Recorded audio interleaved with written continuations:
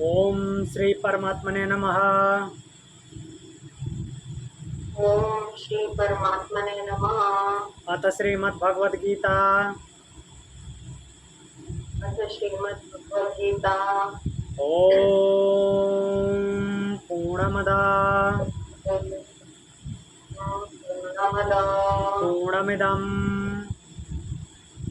पूर्णमिदं पूर्णात् पूर्णमुदच्यते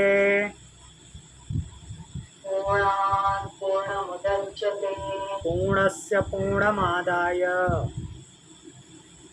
पूर्णस्य पूर्णमादाय पूर्णमेवावशिष्यते। पूर्णमेवावशिष्यते। ओम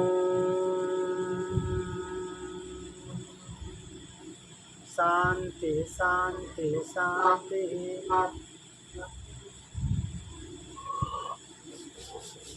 दोनों हथेली रगड़ेंगे, आँख पे रखेंगे, हाथ हटाएंगे।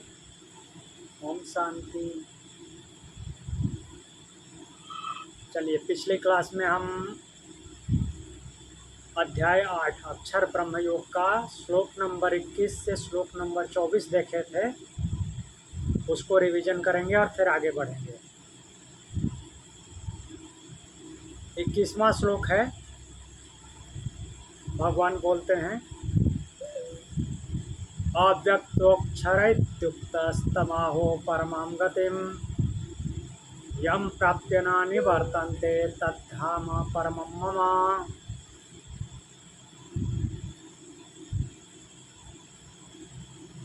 तो बोल रहे हैं कि यह अव्यक्त अक्षरा इति उक्ता तमा परमां गतिम आहु। जो अव्यक्त और अक्षर है उसी को परम गति कहते हैं, अर्थात परमात्मा को परम गति कहते हैं। और उसे प्राप्त होकर के न निवर्तन्ते, जीवात्मा फिर वापस नहीं लौटता। तत् मम परम धाम, वह मेरा परम धाम है।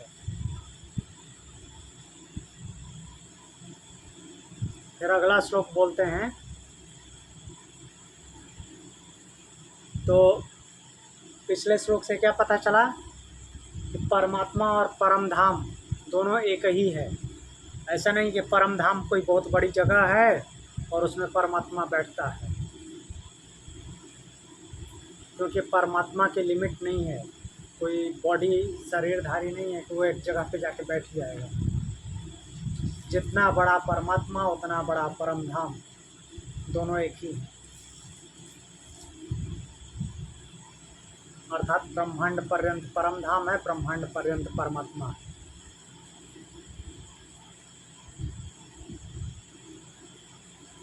बाईसवां श्लोक है, पुरुषः स परः पार्थ भक्त्या लभ्यस्त्वनन्यया यस्यान्तस्थानि भूतानि येन सर्वमिदं ततम्।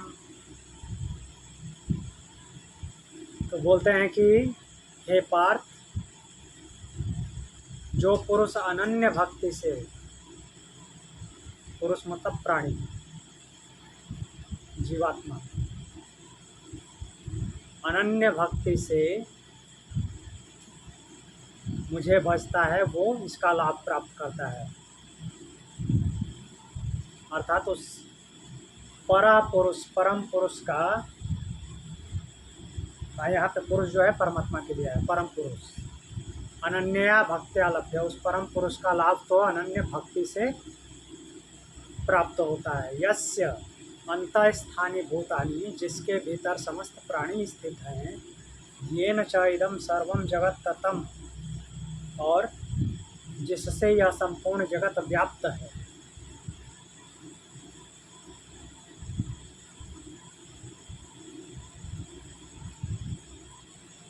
श्लोक 23 बोलते हैं, यत्र काले त्वनावृत्तिम आवृत्तिम चैव योगिना प्रयाता यान्ति तं कालं वक्ष्यामि भरतर्षभ।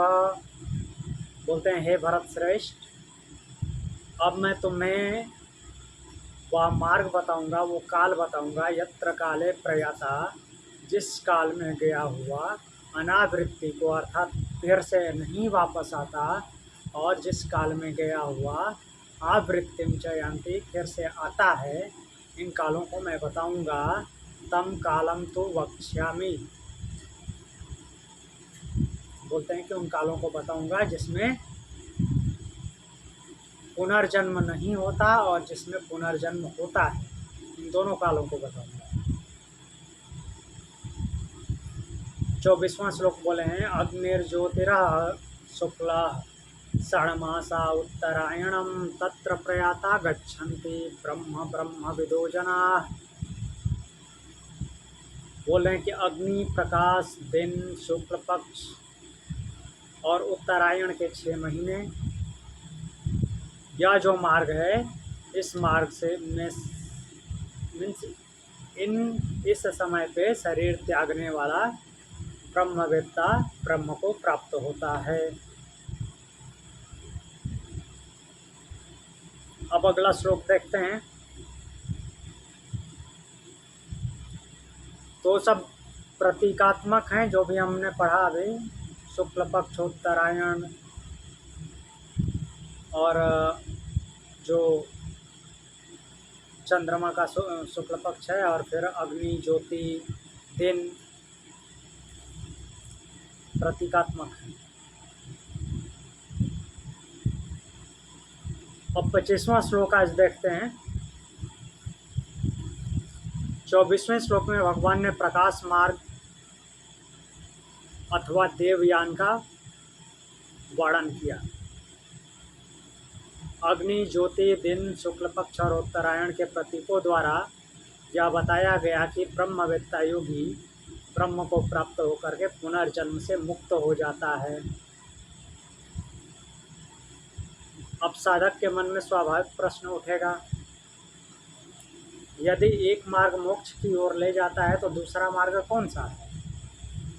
क्या सभी मार्ग ब्रह्म प्राप्ति को ही प्राप्त हो, सभी साधक ब्रह्म प्राप्ति को ही प्राप्त होते हैं, अर्थात ब्रह्म को ही प्राप्त होते हैं? जो साधक अभी पूर्ण ब्रह्मनिष्ठ नहीं हुए, उनकी मृत्यु के बाद क्या स्थिति होती है? ब्रह्म को तो तब प्राप्त होंगे ना जब ब्रह्मनिष्ठ होंगे। तो अब उसी प्रश्न का उत्तर देते हैं। धूमो रात्रिस्तथा कृष्ण षण्मासा दक्षिणायनम तत्र चांद्रमसं ज्योतिर्योगी प्राप्य निवर्तते। बोल रहे हैं कि धूमः रात्रि तथा कृष्ण दक्षिणायनस्य षण्मासा तत्र योगी चांद्रमसं ज्योतिः प्राप्य निवर्तते। धूम अर्थात धुआं जो अंधेरे का प्रतीक है, रात्रि, कृष्ण पक्ष, दक्षिणायन के 6 महीने जो इसमें कि दिन घटता जाता है, प्रकाश कम होता जाता है, तत्र योगी चांद्रमसं ज्योति प्राप्य निवर्तते। तो इन सब समय में धूम, रात्रि, कृष्ण पक्ष और दक्षिणायन के 6 महीनों वाले मार्ग से जाने वाला योगी चंद्रलोक को प्राप्त करके क्या होता है? पुनः संसार में लौट आता है। इसको क्या बोलते हैं? पितृयान बोलते हैं। जो शुक्ल पक्ष वाला मार्ग है उसको देवयान बोलते हैं। अर्थात देवयान के मार्ग से जो जाता है वो उसका रास्ता वन वे होता है, वो ब्रह्म तक पहुंच जाता है और फिर पुनरागमन नहीं होता।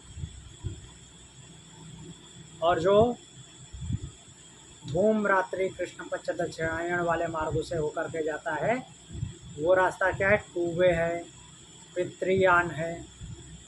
वो पितृयान में बैठा हुआ है, उसका पुनरागमन होता है।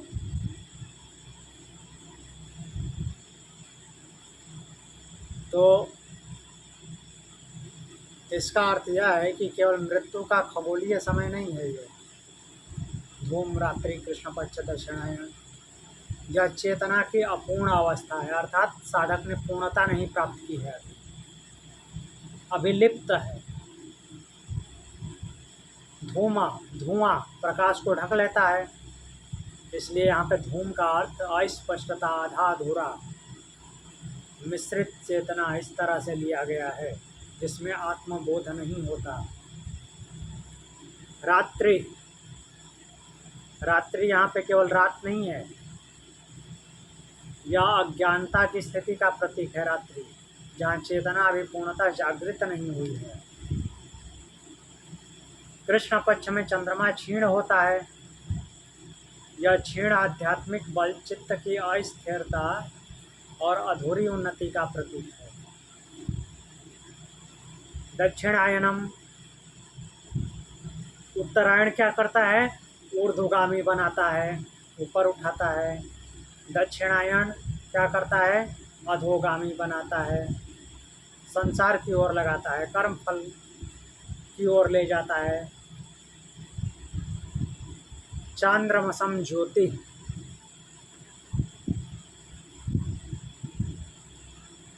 तो चांद्रमसम ज्योति बोल रहे हैं। अब यहाँ पे चंद्रमा का प्रकाश तो शीतल है, लेकिन शीतल होने का मतलब ये नहीं कि उसको बड़प्पन दे दिया जाए। वो अस्थायी है, परमानेंट नहीं होता, बढ़ता घटता है। इसी प्रकार पुण्य प्राप्त होने पे सुखद लोग होते हैं, किंतु वे शाश्वत नहीं होते। आपने अच्छे अच्छे काम किए, अच्छा जन्म मिला, लेकिन जन्म तो मिला ना, मुक्त नहीं हुए।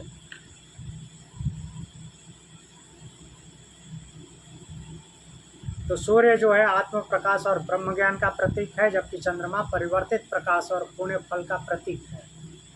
अर्थात चंद्रमा का जैसे प्रकाश बढ़ता है वैसे आपके पुण्य का प्रभाव बढ़ेगा, लेकिन आपको आना है, अच्छी जगह पे ही जन्म होगा, लेकिन होगा, और उसका सुख सीमित है। फिर वो समाप्त होगा, फिर आपका उसके हिसाब से जन्म होगा।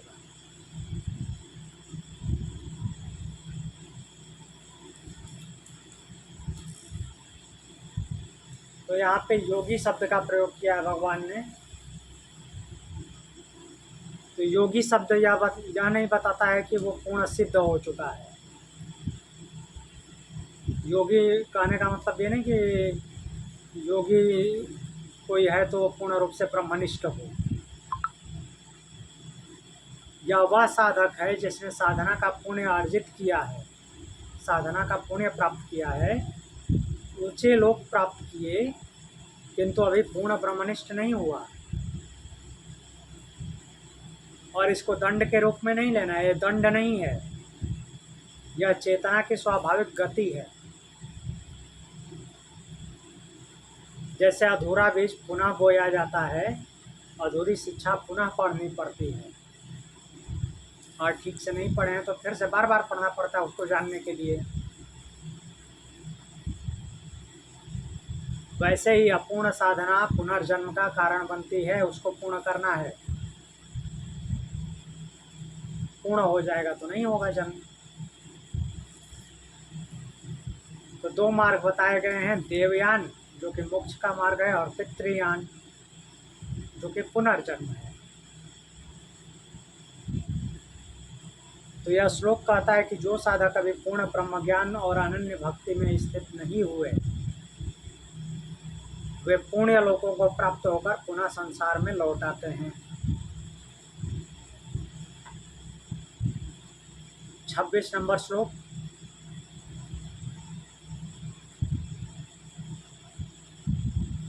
पच्चीसवें में क्या बोले भगवान कि धूम मार्ग अथवा पितृयान का वर्णन किया उसमें, जिसमें साधक चंद्रलोक को प्राप्त होकर पुनः संसार में लौट आता है। उससे पहले 24वें श्लोक में क्या बोले थे? प्रकाश मार्ग या देवयान मार्ग की बात किए थे, जिसमें ब्रह्मवेत्ता योगी जो है ब्रह्म को प्राप्त होकर पुनर्जन्म को प्राप्त नहीं होता। अब साधक के मन में प्रश्न उठता है कि क्या ये दोनों मार्ग केवल कुछ विशेष साधकों के लिए हैं, या संपूर्ण जीवन दर्शन का प्रतिनिधित्व करते हैं? क्या ये दो गतियां सनातन नियम हैं? इन दोनों मार्गों का अंतिम परिणाम क्या होता है? तो इसी का उत्तर देंगे अब भगवान।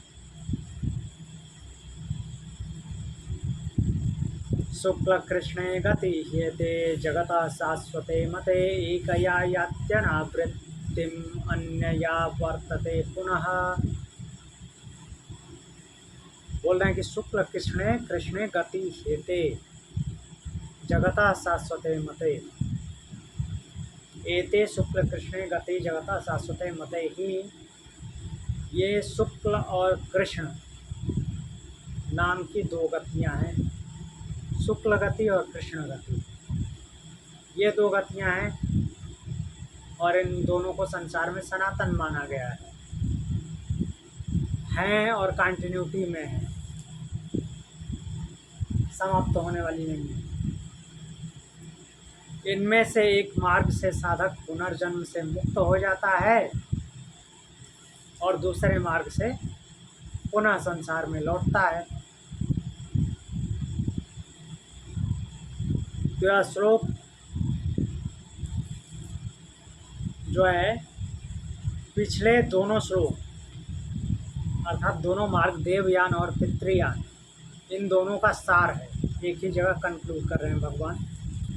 भगवान यहाँ केवल मृत्यु के बाद की यात्रा नहीं बता रहे हैं,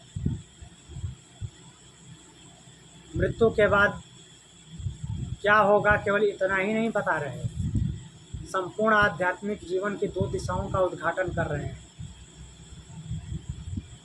शुक्ल कृष्णे गति ह्येते, यहाँ शुक्ल और कृष्ण का अर्थ केवल पखवाड़ा नहीं है, पक्ष नहीं है। शुक्ल पक्ष और कृष्ण पक्ष केवल इतना ही नहीं लेना है, ये दोनों आंतरिक अवस्थाएं हैं। शुक्ल गति प्रकाश, ज्ञान, अनन्य भक्ति, आत्मबोध, वैराग्य और परमात्मा की ओर आरोहण कराता है। और कृष्ण गति क्या है?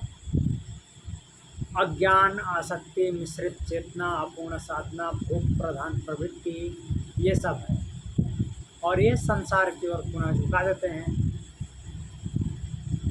तो शुक्ल और कृष्ण ये प्रतीक हैं इस बात का।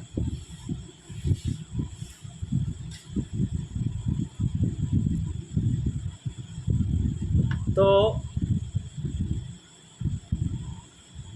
इससे आगे बोलते हैं शाश्वते मते। यह कोई आकस्मिक व्यवस्था नहीं है कि बीच में किसी ने बना दिया ऐसा होगा आपसे, नहीं, यह सनातन सिद्धांत है, ऐसे ही चलता है। जैसी अंतः स्थिति वैसी गति, अंतःकरण में जो भावना आएगा वैसा ही गति होगी। एकया यास्य नावृत्तिम, तो जब साधक आत्मज्ञान, अनन्य भक्ति और ईश्वर निष्ठा में स्थिर हो जाता है, ईश्वरनिष्ठ हो जाता है, तब उसकी चेतना ब्रह्म में लीन हो जाती है, इधर उधर नहीं भटकता। और इधर उधर नहीं भटकता अर्थात अनन्य भक्ति वाला हो जाता है, जो पीछे भगवान ने बोला है वैसा हो जाता है, तो उसका पुनर्जन्म नहीं होता, फिर जन्म नहीं होता।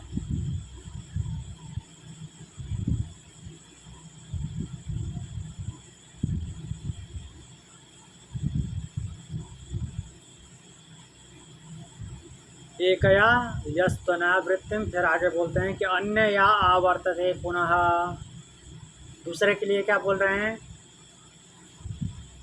यदि आपकी चेतना, आपकी विचारधारा अभी भी वासना में, आसक्ति में, अधूरापन में शेष है, तो साधक पुनः संसार में लौटता है। कितने भी हायर लेवल पे चले जाइए, अगर वासना है, आसक्ति है, अधूरापन लग रहा है, तो साधक फिर से वापस लौटता है। किस लिए? उससे आगे बढ़ने के लिए, उसको पूरा करना है। पूरा करना है मतलब उससे निर्लिप्त हो जाना है। तो यह भी दंड नहीं है, पनिशमेंट नहीं है कि ऐसा किया इसलिए ऐसा हुआ। और ऐसा स्वाभाविक सी बात है, वैसा होगा। कोई पैदा होते ही वो शुक्ल मार्गी ब्रह्मनिष्ठ नहीं हो जाएगा, इसी मार्ग से जाएगा। ये विकास की प्रक्रिया है, धीरे धीरे ऊपर उठेगा। तो भगवत गीता जो है पुनर्जन्म को भयावह दंड नहीं मानती। ये कोई दंड नहीं है, यह चेतना की अधूरी यात्रा का स्वाभाविक विस्तार है। इसी मार्ग से होते हुए जाना है। पहले सभी पितृयान में ही जाएंगे, पितृयान से फिर देवयान मार्ग की यात्रा करेंगे। तो दोनों मार्ग मृत्यु से नहीं, जीवन से प्रारंभ होते हैं। ये मृत्यु से नहीं प्रारंभ होते, जीवन से प्रारंभ होते हैं। तो प्रतिदिन हम प्रकाश या अंधकार, विवेक या मोह, आत्मा या अहंकार, ईश्वर या इंद्रिय भोग, इन दोनों में से एक को चुनते हैं। प्रकाश को या अंधकार को, विवेक को या फिर मोह को, आत्मा को या अहंकार को। उपनिषदों में भी कई बार आया है, श्रेय और प्रेय दो मार्ग हैं। श्रेय मार्ग मतलब कि जो कल्याण कर दे, मुक्त कर दे। प्रेय जो आपको प्रिय लगता है, तो उसमें फिर आएंगे।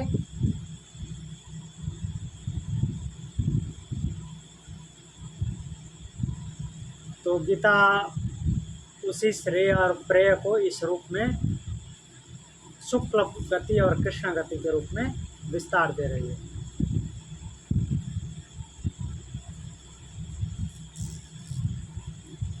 अब 27वें श्लोक पे चलते हैं। 26वें श्लोक में भगवान ने दो शाश्वत गतियों का वर्णन किया था। शुक्ल गति जो कि मोक्ष अनावृत्ति की ओर ले जाती है, और कृष्ण गति जो कि पुनर्जन्म संसार की ओर ले आती है। अब साधक के मन में प्रश्न उठता है कि इन दोनों मार्गों का ज्ञान प्राप्त करने से साधक को क्या लाभ होता है। अर्थात इन दोनों मार्गों की जानकारी हो जाए, जैसे हमने अभी पढ़ के जानकारी प्राप्त की, तो इन दोनों मार्गों की जानकारी हो जाने पर हाँ, इसके आगे तत्व ज्ञान भी होना चाहिए उसका। अगर ऐसा हो जाता है तो क्या लाभ होता है? क्या इन रहस्यों को जान लेना ही पर्याप्त है? साधक को व्यवहार में क्या करना चाहिए उस समय? तो अब इन्हीं प्रश्नों का समाधान करेंगे।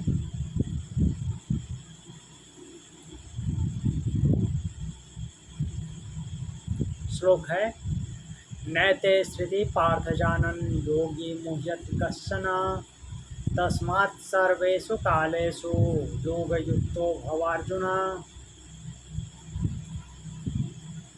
अब अर्जुन से क्या बोल रहे हैं भगवान? बोल रहे हैं कि हे पार्थ, एते श्रुति जानन कश्चन योगी न मुह्यति।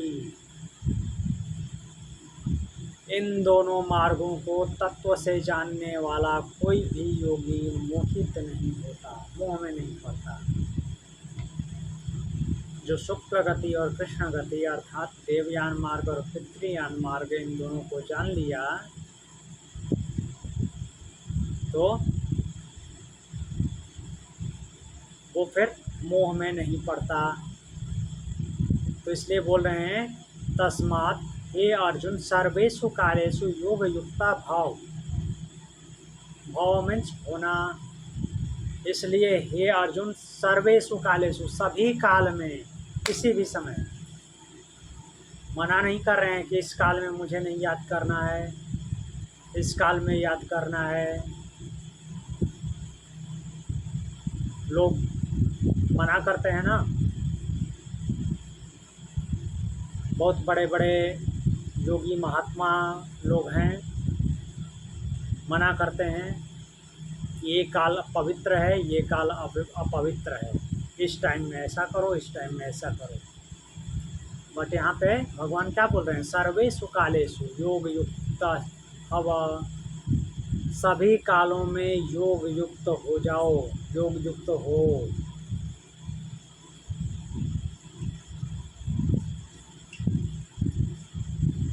तो यह श्लोक है, ये क्या कर रहा है कि जितने हमने अभी इससे रिलेटेड पीछे के श्लोक पढ़े उसका व्यवहारिक निष्कर्ष दे रहा है।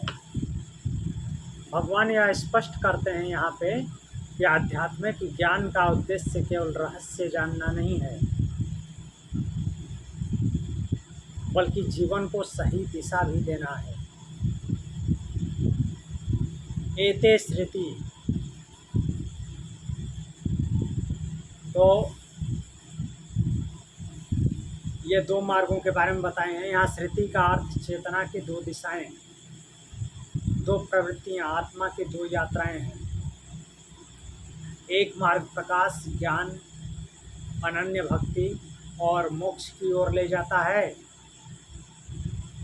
और दूसरा मार्ग क्या है? मोह, वासना, अधूरी साधना और पुनर्जन्म की ओर ले जाता है। अर्थात एक मुक्त करता है और एक लिप्त करता है। जानन, भगवान इस शब्द का प्रयोग किए हैं, जानन। ये केवल सूचना देने की बात नहीं है, जानने की बात नहीं है। जानन का अर्थ होता है जीवन में अनुभव पूर्वक समझना, अनुभव के साथ समझ लेना, केवल शब्द ज्ञान नहीं रखना।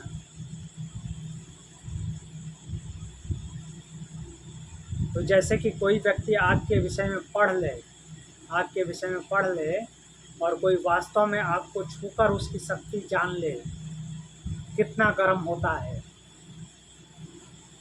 इससे जल सकते हैं, तो दोनों में अंतर होता है। तो वैसे ही है, जो शब्द ज्ञान है और अनुभव ज्ञान। शब्द ज्ञान मतलब कि आग के बारे में पढ़ के जान लेना, और एक है आग का अनुभव कर लेना। योगी मोह्यति न, योगी मोहित नहीं होता।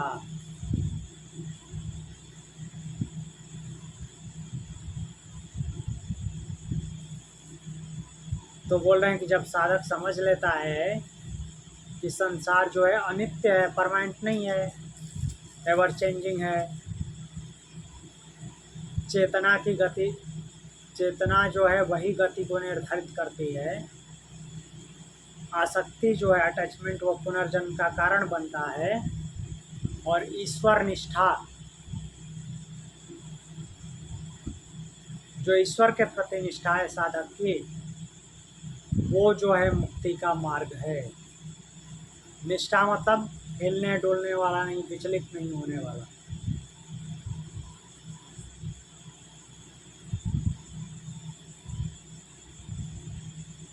फिर आगे है तस्मात्,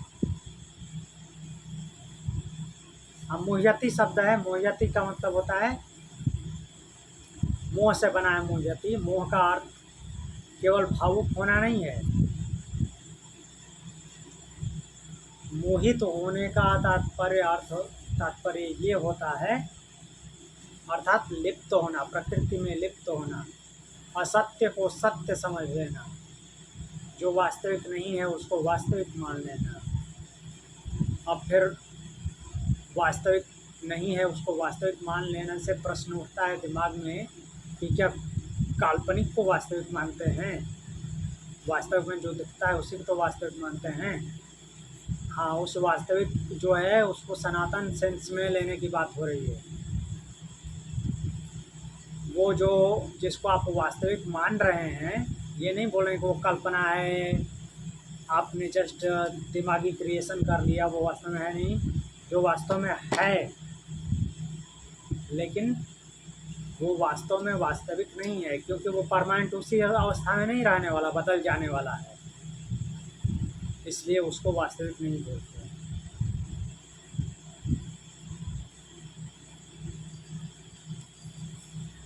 तो उसी को मोह बोलते हैं। जहाँ पे जो वास्तविक नहीं है अर्थात परमानेंट नहीं है उसको परमानेंट समझ लेते हैं।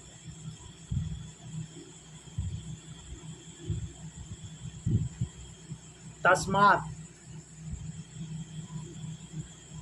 तो भगवान यहाँ कह रहे हैं कि यदि तुमने इन दोनों गतियों का रहस्य समझ लिया, किसकी, शुक्ल और कृष्ण अर्थात देवयान और पितृयान, इन दोनों को समझ लिया तो जीवन क्या हो जाता है, साधारण नहीं रहता।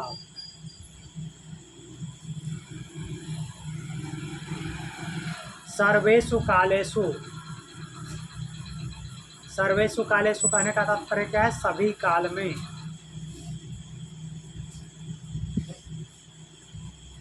तो योग केवल क्या है कि किसी पार्टिकुलर समय का की बात नहीं है कि इतनी देर योग किया बस हो गए। सर्वेषु कालेषु, सभी काल की बात कर रहे हैं। अर्थात चाहे युद्ध में हो, काम कर रहे हो, परिवार में हैं, कोई संघर्ष है, सुख दुख है, हर समय हर परिस्थिति में की बात कर रहे हैं। सर्वेषु कालेषु योग युक्तः। अब योग का अर्थ जो आजकल लिया जा रहा है केवल उतना नहीं है। यह क्या है, योग युक्त,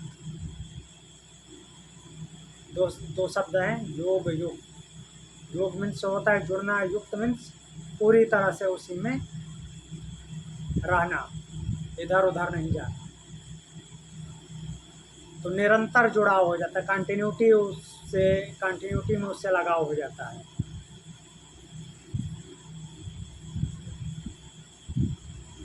तो जो योग युक्त व्यक्ति है वो सजगता से काम करता है, विवेकशील होता है और आसक्ति से ऊपर उठने लगता है। और इस तरह से हर कर्म को ईश्वर में अर्पित कर देता है, अर्थात ईश्वर प्रणिधान करता है। तो यह श्लोक यही बता रहा है कि साधक मोक्ष और पुनर्जन्म के इन दोनों मार्गों का तत्व जान लेता है। साधक जो है मोक्ष और पुनर्जन्म इन दोनों को तत्व से जान लेता है, वह मोह से मुक्त हो जाता है, मोह में नहीं पड़ता।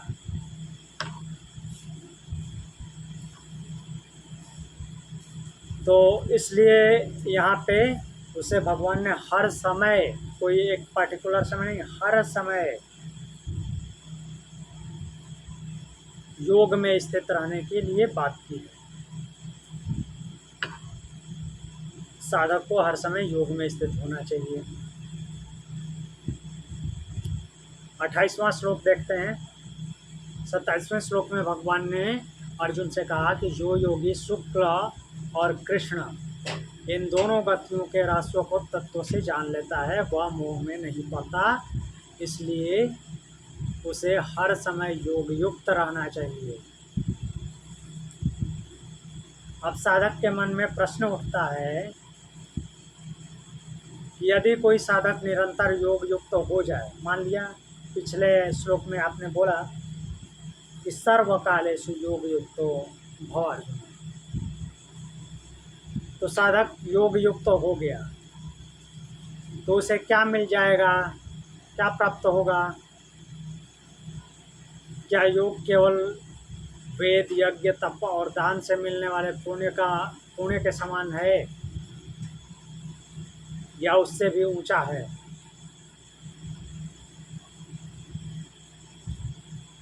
तो इन प्रश्नों का उत्तर दे रहे हैं।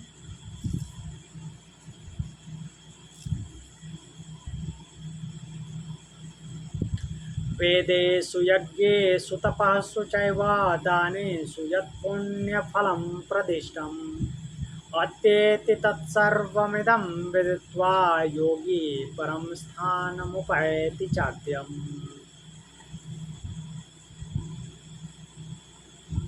तो बोल रहे हैं वेदेषु यज्ञेषु तपसु च दानेषु यत् पुण्य फलम प्रदिष्टम इदम विदित्वा योगी तत्सर्वम अत्येति च आद्यम परम स्थानमुपैति। कहने का तात्पर्य क्या है? वेद यज्ञ तप दान, तो इनमें जो भी पुण्य फल बताया गया है, वेद हो गया, यज्ञ हो गया, तप हो गया, दान, इनमें अर्थात इनको पढ़ने से, इनकी जानकारी रखने से जो पुण्य फल बताया गया है, तो बोल रहे हैं कि इस संपूर्ण रहस्य को जानकर योगी क्या करता है? उन सब का अतिक्रमण कर जाता है, अर्थात इन सब को पार कर जाता है। सब कुछ जानता है और उससे परे होता, लिप्त नहीं होता उनमें।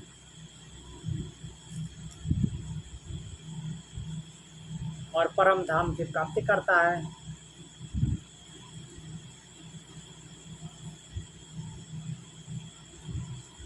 तो यहाँ भगवान संपूर्ण अध्यात्म का निष्कर्ष देते हुए बताते हैं कि परमात्म योग केवल एक धार्मिक अभ्यास नहीं है, बल्कि समस्त पुण्यों से भी परे ले जाने वाला यह मार्ग है। वेदेषु, तो वेदेषु शब्द क्यों यूज किया है भगवान ने? वेदेषु शब्द इसलिए किया है कि जो वेद का अध्ययन है उससे ज्ञान प्राप्त होता है, ज्ञान मिलता है, वो धर्म का मार्ग दिखाता है, जीवन शुद्ध करता है। किंतु और क्या है? ये केवल शास्त्र ज्ञान यहाँ पे पर्याप्त नहीं होता।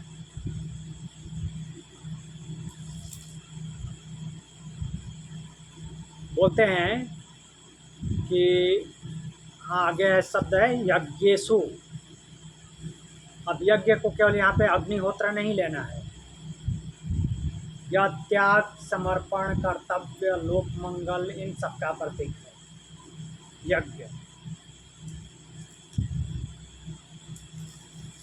किंतु यदि यज्ञ केवल फल की इच्छा से हो, अर्थात फल प्रेरित हो, आसक्ति के साथ हो, तो उसका फल सीमित हो जाता है, बृहत नहीं होता।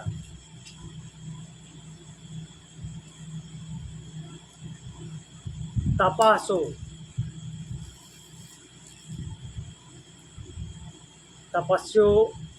तपस्सु के माध्यम से क्या बोलना चाहते हैं भगवान? तप जो है इंद्रिय निग्रह को बोलते हैं, आत्म संयम को बोलते हैं,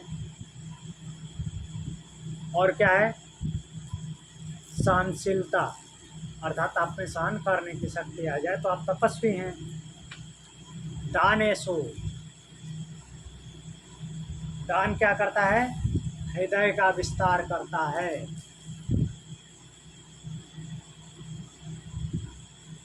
तो दान हृदय का विस्तार कैसे करता है? तो कोई चीज़ किसी को देनी है तो जबरदस्ती का देना नहीं, यहाँ पे देने का मतलब कि स्वेच्छा से। तो वो क्या है कि आपके हृदय को खोलता है। कोई मीन्स इसमें वो क्या शब्द बोलते हैं, एक अपराध बोध नहीं होने देता, हृदय का विस्तार करता है। और इतना विस्तार जैसे कि एक सुभाषित है, उदार चरिता नाम वसुधैव कुटुंबकम। जिनके बुद्धि, इससे पहले उसमें बताया गया है कि जिसकी बुद्धि सीमित होती है, अर्थात कुंठित बुद्धि होती है, वो लोग अपना पराया करते हैं, ये मेरा, ये दूसरे का। लेकिन जो उदार चरित्र वाले होते हैं वसुधा ही अपना कुटुंब होता है।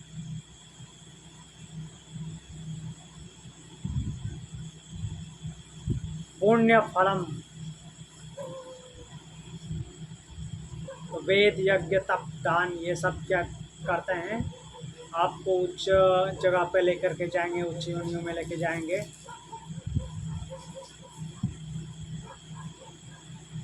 परंतु ये सब अभी भी फल के क्षेत्र में आते हैं।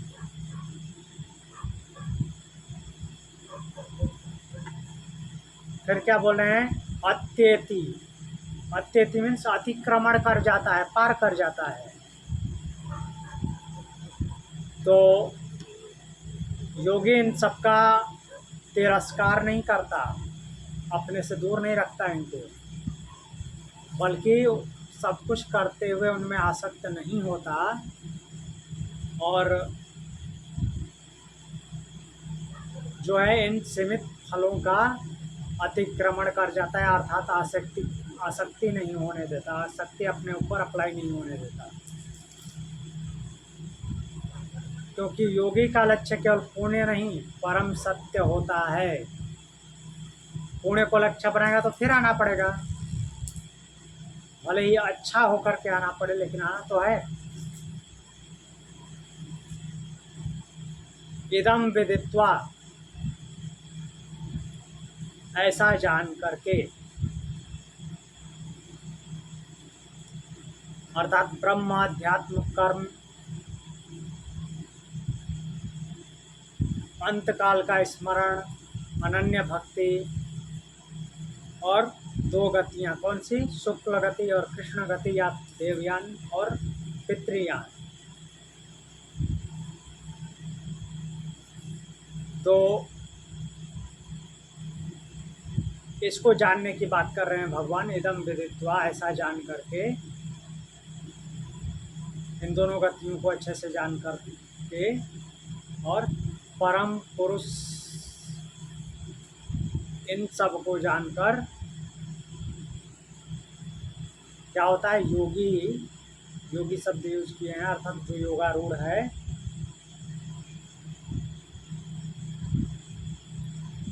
परम स्थानम, परम स्थानम अर्थात परम स्थान, सबसे ऊंचे स्थान, जिससे कि ऊपर और कुछ नहीं है।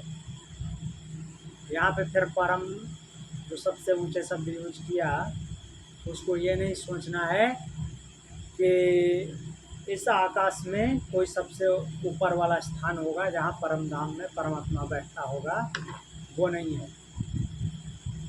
यहाँ पे शक्ति सामर्थ्य इन सब में ऊपर है।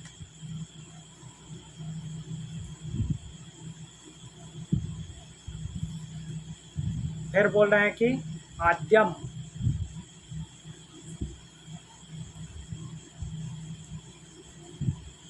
अब यहाँ पे भगवान बोल रहे हैं कि योगी उस मूल तत्व को प्राप्त करता है, आद्यम, जिससे क्या संपूर्ण जगत उत्पन्न होता है, अर्थात परमात्मा को प्राप्त करता है। तो ये श्लोक बताता है कि जो योगी इस संपूर्ण आध्यात्मिक रहस्य को जानकर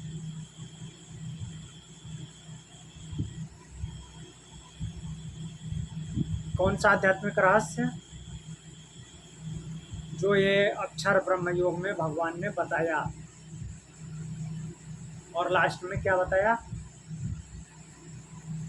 शुक्ल गति कृष्ण गति देवयान पितृयान।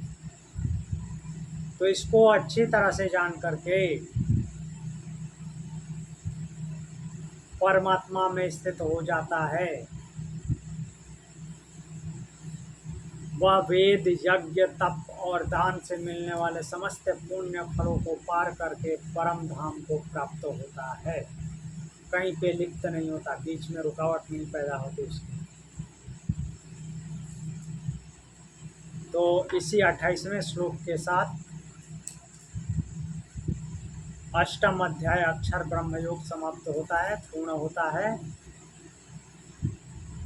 और इस 28वें अध्याय के पूर्ण होने के साथ हम अपनी एक कक्षा पूर्ण करेंगे। अगली बार से अर्थात अगली कक्षा में हम 9वां अध्याय राज विद्या राजकोष योग पढ़ेंगे। तो चलिए एक बार रिवीजन कर लेते हैं 25, 26, 27, 28 का, और उसके बाद कक्षा को विराम देंगे।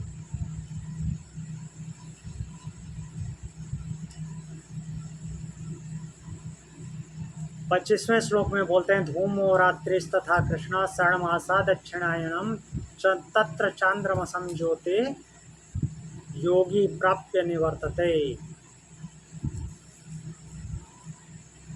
तो बोले हैं कि इस श्लोक में क्या बोला गया है, पितृयान अर्थात पुनरागमन के मार्ग का वर्णन किया गया है, किंतु इसका जो अर्थ है वो केवल मृत्यु या खगोलीय समय से नहीं देखना है, यह चेतना की अपूर्ण अवस्था के प्रतीकात्मक वर्णन है। अब अगले श्लोक पे चलते हैं। 26 नंबर श्लोक बोलते हैं शुक्ल कृष्णे गति शेते जगतः शाश्वते मते एकया यात्यनावृत्तिम अन्यया वर्तते पुनः।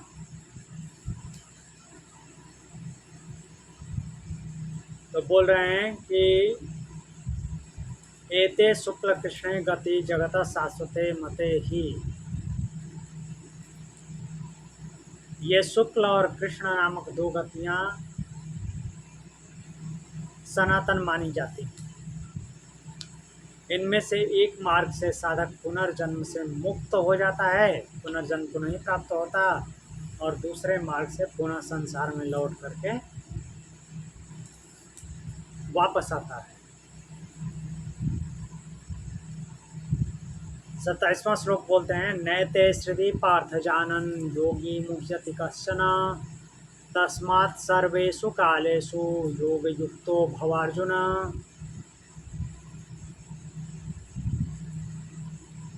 तो इस श्लोक के माध्यम से बताना चाह रहे हैं, बोलते हैं कि हे अर्जुन, हे पार्थ, एते श्रुति जानन कश्चन योगी न मुह्यति।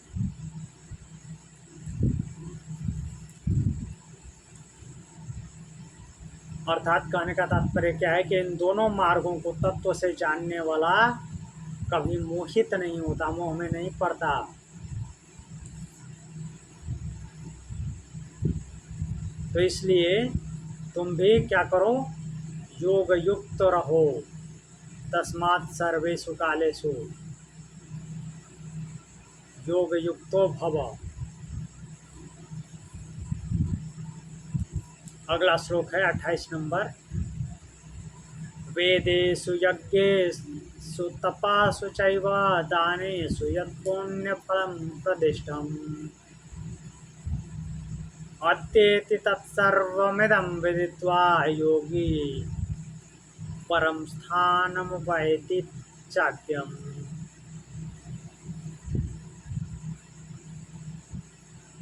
तो इस श्लोक के माध्यम से बता रहे हैं कि वेद, यज्ञ, तप और दान, इन सब में जो पुण्य फल बताया गया है, तो इस संपूर्ण रहस्य को जानकर जो वेद, यज्ञ, तप, दान, इन सब में जो पुण्य फल प्राप्त होता है, इन सबको जानकर योगी उन सब का अतिक्रमण कर जाता है, अर्थात उनसे ऊपर उठ जाता है और क्या करता है, परम धाम को प्राप्त कर सकता है। कर सकता है नहीं, करता है, जो इन दोनों के रहस्यों को जान लेता है। चलिए समापन श्लोक पढ़ लेते हैं। ओम तत्सदिति श्रीमद्भगवद्गीतासु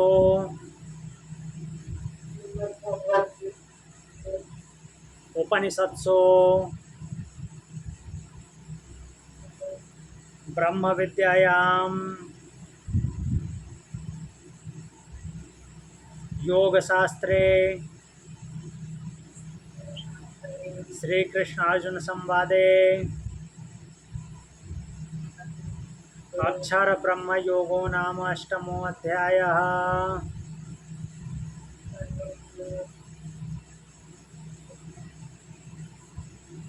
हरि ओम। Join your both palm together in front of heart center. Rub your both palm. Apply an eyes. Slowly and gently open your eyes. Om Shanti.